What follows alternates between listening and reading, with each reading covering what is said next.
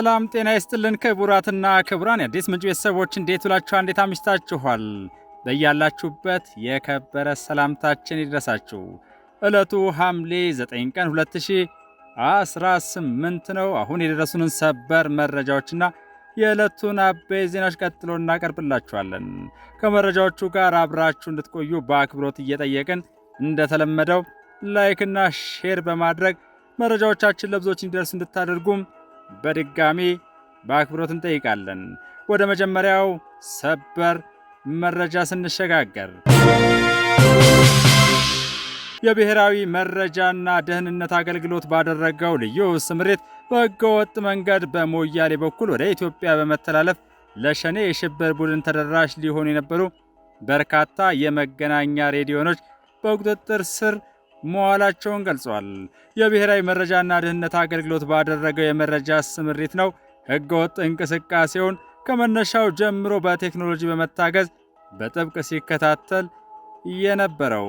ለሽብር ቡድኑ እንዲደርሱ ታቅደው የነበሩት የመገናኛ ሬዲዮኖች ከሁለት ተጠርጣሪዎች ጋር በቁጥጥር ስር ከዋሉ በኋላ ለሕግ አካላት ተላልፈው ተገቢው ምርመራ እየተደረገባቸው ይገኛል።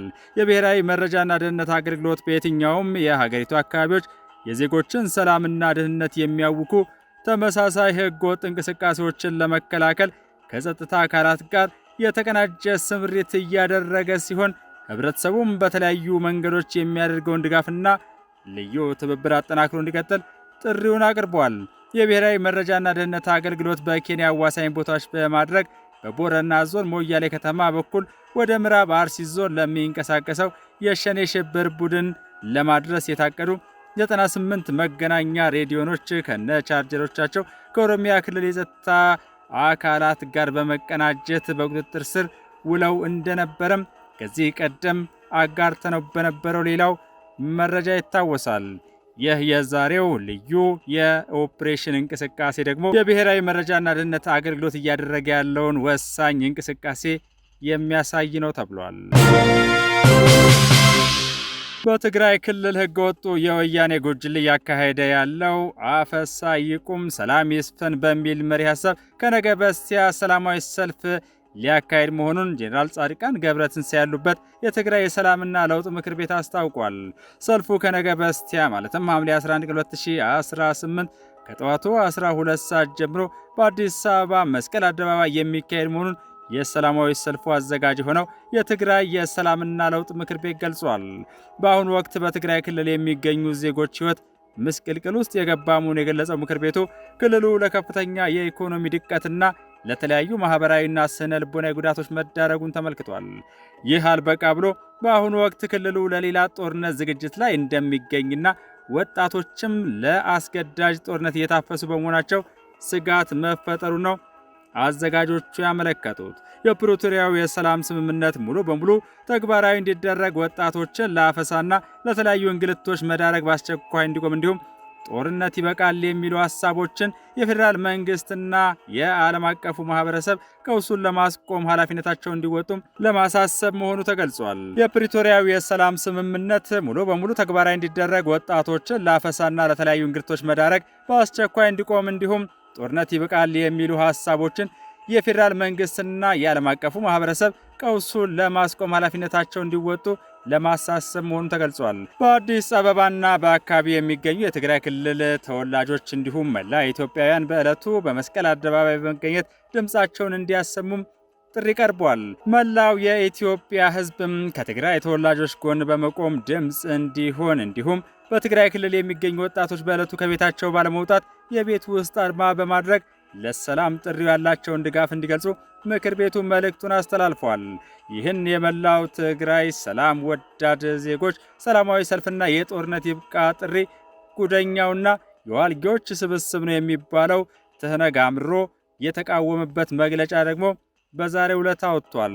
ሰልፉን እንዳያደርጉና ቢያደርጉም በታሪክም በህግም ህወሓት እንደሚፋረዳቸው በትግራይ ቴሌቪዥንና ድምፂ ወያኔ በተባለው ሚዲያው አማካይነት የድንጋጤ መግለጫውን ከመሻ ወጥቷል።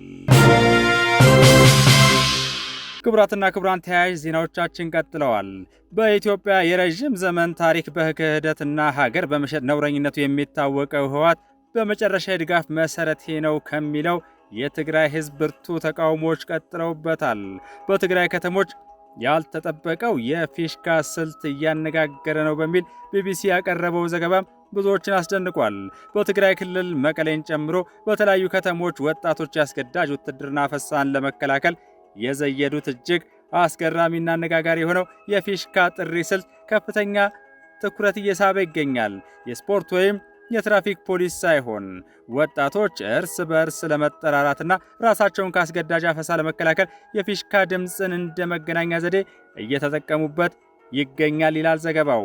የመጀመሪያ የፊሽካ ድምፅ የሚሰማው አፈሳ የሚያከናውኑት ታጣቂዎች ወደ አካባቢው መቃረባቸውን ለመጠቆም ነው።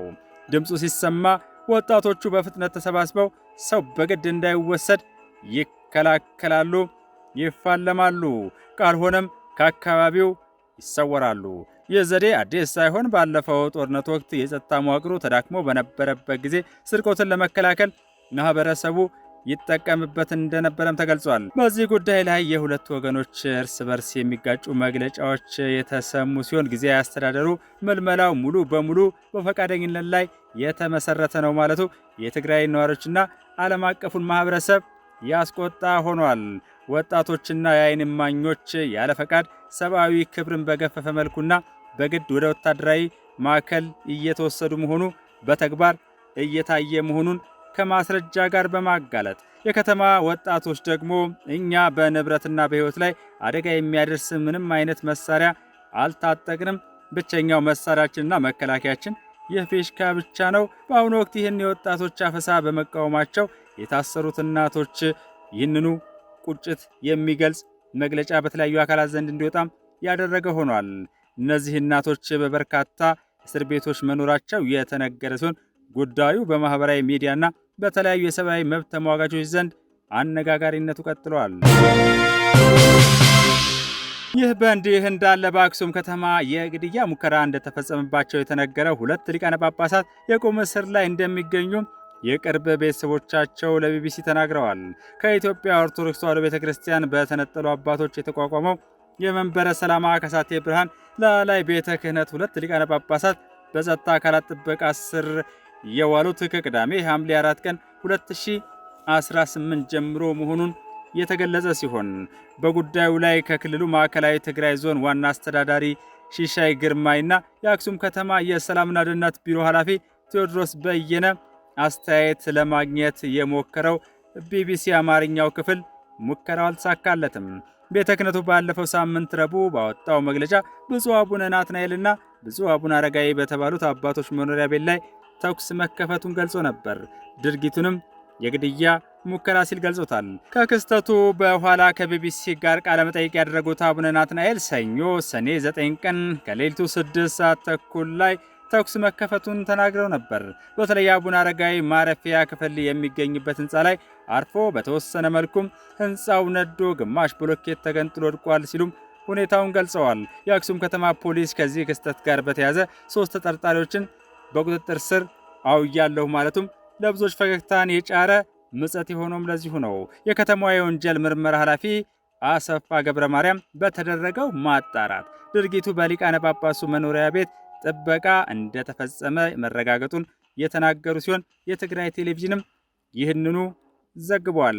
ቅዳሜ ዕለት ደግሞ ተነጥሎ የተቋቋመው የትግራይ ሲኖዶስ ዋና ጸሐፊ የሆኑት አቡነ አረጋዊና አቡነ ናትናኤል ወደ ፖሊስ ጣቢያ ተወስደው እንደነበር የገለጹት የአንዱ አባት ረዳት ዲያቆን የማነ ኃይላይ ናቸው። የጳጳሱ አሽከርካሪ የሆኑት አብርሃም ገብረ ገርግስም ይህንኑ ለቢቢሲ ትግርኛ ገልጸዋል። የአቡነ ናትናኤል ረዳት የሆኑት ዲያቆን የማነ እንደሚያስረዱት ከሆነ በዕለቱ ከቀኑ 11 ሰዓት ገደማ ላይ 2 አባቶች ፖሊስ ጣቢያ የተወሰዱት ለጥያቄ እንደሚፈለጉ ተነግሯቸው ነው። የአቡነ ናትናኤል አሽከርካሪ የሆኑት አብርሃ ገርግስ ወደ ፖሊስ ጣቢያ ተከትለው መሄዳቸውን የተናገሩ ሲሆን ከሰዓታት በኋላ ፖሊስ ሊቃነ ጳጳሳቱ በከባድ ወንጀል እንደተጠረጠሩ እንዲሁም ለመለቀቅ ለእያንዳንዳቸው የ300,000 ብር የዋስትና ገንዘብ መጠየቁን አብራ አስረድተዋል። የአቡነ ናትናኤል ረዳት የሆኑት ዲያቆን የማነም ሊቃነ ጳጳሳቱ ምሽት 4 ሰዓት ገደማ የተለቀቁት ይህ የዋስትና ገንዘብ ተከፍሎ መሆኑን ለቢቢሲ ተናግረዋል። ፖሊስ አቡነ ናትናኤልን ትግልን ማደናቀፍ በሚል እንደጠረጠራቸው በጣቢያው ከተገኙ ሰዎች መስማማታቸውንም ጠቅሰዋል። ቢቢሲ ይህንን ክስ ከገለልተኛ ወገን ለማጣራት የሞከረ ሲሆን ይህንኑ ማድረግ እንዳልቻለም ገልጿል። ስለዚህ ክስ ከአካባቢ ባለስልጣናት ምላሽ ለማግኘት ያደረገው ሙከራም አልተሳካም ብሏል። እንደ አቶ የማነ ገለጻ ሁለቱ አባቶች ወደ መኖሪያ ቤታቸው ከተመለሱ በኋላ ሊያገኟቸው አልቻሉም። በምሽት 4:15 ገደማ ተመልሰዋል። ከዚያ በኋላ መግባትም መውጣትም አልተቻለም። ስልካቸውንም በተደጋጋሚ ብንሞክርም አልሰራም። ስልካቸው ከእነርሱ ጋር እንደሌለና ከማንም ጋር መገናኘት እንደማይችሉ ነው ያለ መረጃ ሲሉ ሁኔታውን አስረድተዋል። ባለፈው ሳምንት በሁለቱ አባቶች መኖሪያ ላይ ተኩስ ከተከፈተ በኋላ አቡነ ናትናኤል በቅርቡ በትግራይ ክልል የሚታየውን የግዳጅ ወታደራዊ አፈሳ በተመለከተ ሰጥተውታል የተባለው አስተያየት በማህበራዊ ሚዲያ ገጾች ላይ መነጋገሪያ ሆኖ ነበር። በመቀለ ከተማ የአብነት ተማሪዎች በታጠቁ ኃይሎች ተይዘው ወደ ወታደራዊ ስልጠና ካምፕ እንደተወሰዱ አንድ የጽርሐ አርያም ቅዱስ ገብርኤል ቤተክርስቲያን ምንጭ ለቢቢሲ ተናግረዋል። በወቅቱ ስለዚህ ጉዳይ አስተያየት የሰጡት አቡነ ናትናኤል ይህን ጉዳይ መቆም ይኖርበታል፣ እጃችሁን ከቤተ ክርስቲያን ላይ አንሱ ብለው ነበር። ከቢቢሲ ጋር በነበራቸው ቆይታ በባለፈው ሳምንት ክስተት የሰጡትን አስተያየት ተከትሎ በተወሰኑ የማህበራዊ ሚዲያ ልጥፎች ከታየው ተቃውሞ ጋር ይያዛል የሚል እምነት ይኖራቸው እንደሆነም ተጠይቀው ይቅርታ እንዲጠይቁ በሚል የተሰጡትን አስተያየቶች መመልከታቸውን የገለጹት አቡነ ናትናኤል ክስተቱ ግን ከዚህ ጋር ይገናኛል ብለው እንደማያስቡ ገልጸዋል። እኔ ሐሳቤን የተናገርኩት ለትውልድ ይሆናል፣ ለሀገር ይጠቅማል፣ እውነት መስሎ የታየኝን የተናገርኩት።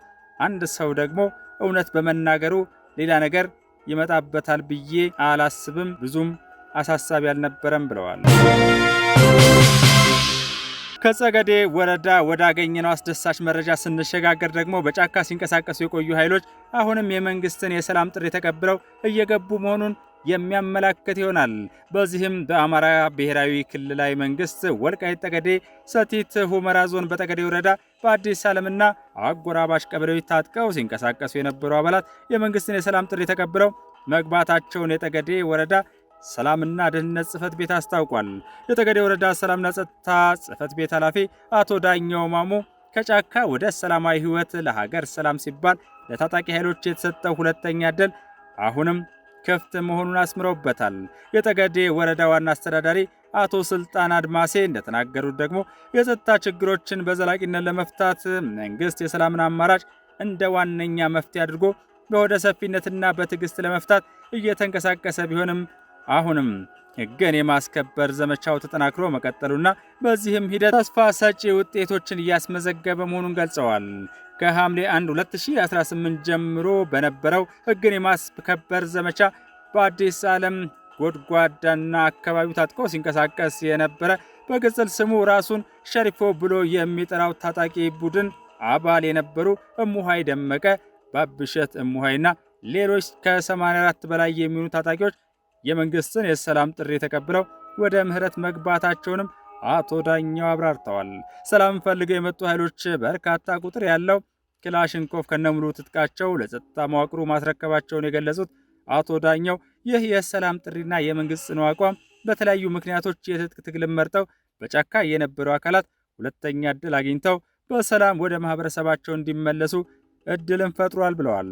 በወረዳችንና በዙሪያው በርካታ ታጣቂዎች የኃይል መንገድ ለሀገርም ሆነ ለሕዝብ የማይበጅ መሆኑን በመረዳት ሰላምን መርጠው እየገቡ ነው ያሉት ኃላፊው በጫካ የቀሩ የታጠቁ ኃይሎች የጦርነትን አስከፊነት ተገንዝበው መንግስት ያቀረበውን የሰላም አማራጭ በመቀበል በሕዝባችን ላይ እየደረሰ ያለውን ግፍና መከራ እንዲያበቃ ሊያደርጉ ይገባል ሲሉም መልእክታቸውን አስተላልፈዋል።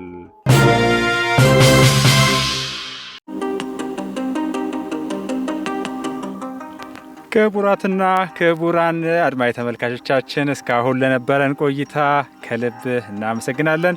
ሁላችሁም ከመውጣታችሁ በፊት እንደተለመደው ላይክና ሼር በማድረግ መረጃዎቻችን ለብዙዎች እንዲደርሱ እንድታደርጉ በአክብሮት እንጠይቃለን። በተጨማሪም ከስር በሚታይ የኢትዮጵያ ንግድ ባንክ ቁጥር አዲስ ምንጭ ሚዲያን በማበረታታት የአስተማማኝ ወቅታዊ የተጣሩና የተመዘኑ መረጃዎች የሚቀርቡባትን ሚዲያችንን ይደግፉ፣ ያሳድጉ ስንል የአክብሮት ጥሪያችንን እናቀርባለን። የአዲስ ምንጭ የምን ጊዜ መልእክታችን ሰላም ለኢትዮጵያ የሚል ነው።